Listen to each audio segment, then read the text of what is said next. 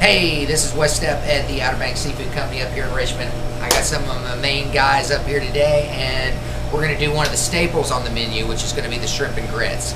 Okay, now we've been having a little bit of complaints about the shrimp and grits have not quite had as much sauce on them here, and what I'm trying to show is exactly how we're going to do it. So it's not a soup, but it's got enough sauce to still be there.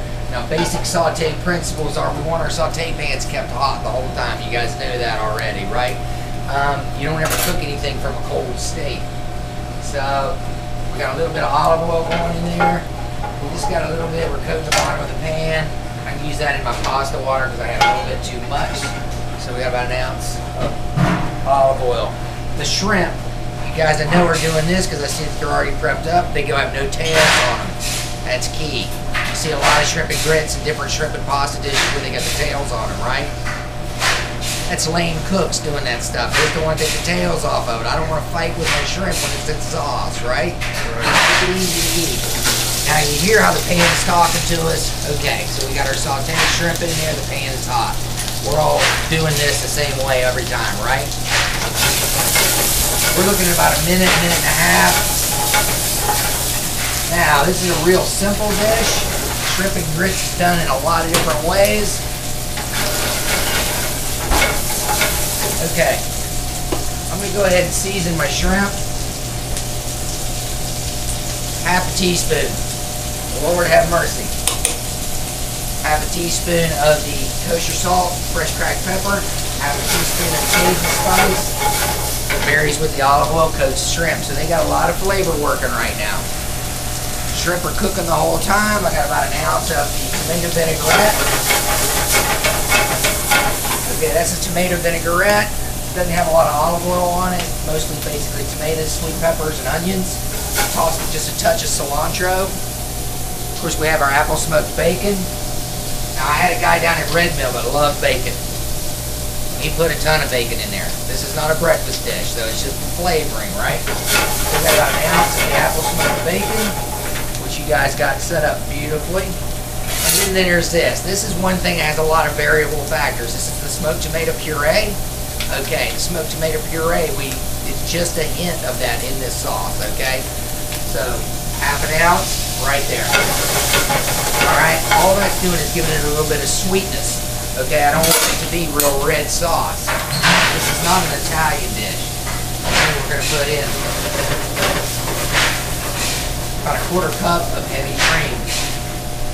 Alright. Now, while you guys are doing other things, which is setting up your plates, our dish can be left almost unattended as the cream reduces, right? This is where the sauce issue is coming in. Either you're letting it reduce down too far, and you're just putting the shrimp on there, or you're not letting it reduce down enough. As you can see right now, it's bubbling. It needs to get past that stage of bubbling. Stir it every now and then. You see the color on it? It's not real red. It's not pink.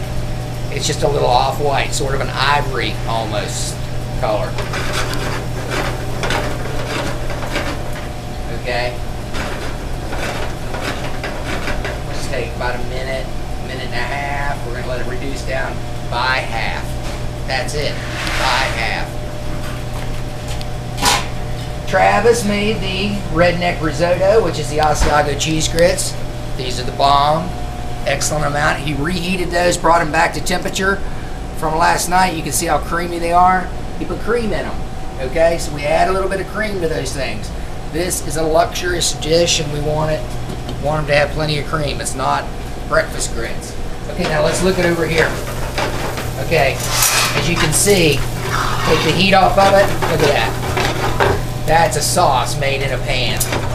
Flavors have married the kosher salt, cracked pepper, the tomato vinaigrette. Everything's together right in there.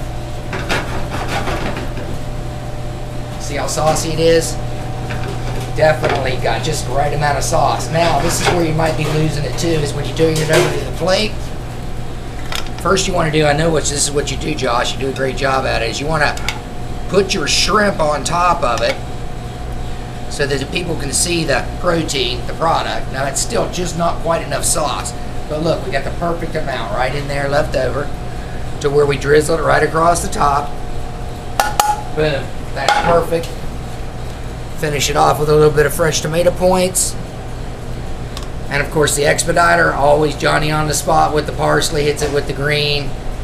And that's how we do it. So that's the shrimp and grits. It's the right amount of sauce. The color is perfect. The flavor I know is going to be there. It's got the salt, it's got the pepper, and it's got a little bit of Cajun spice. Not too spicy. The right amount of sweetness with the tomato puree. Just one of the many dishes we do here at the Outer Banks Seafood Company. One of our signature dishes, shrimp and grits. Keep coming back.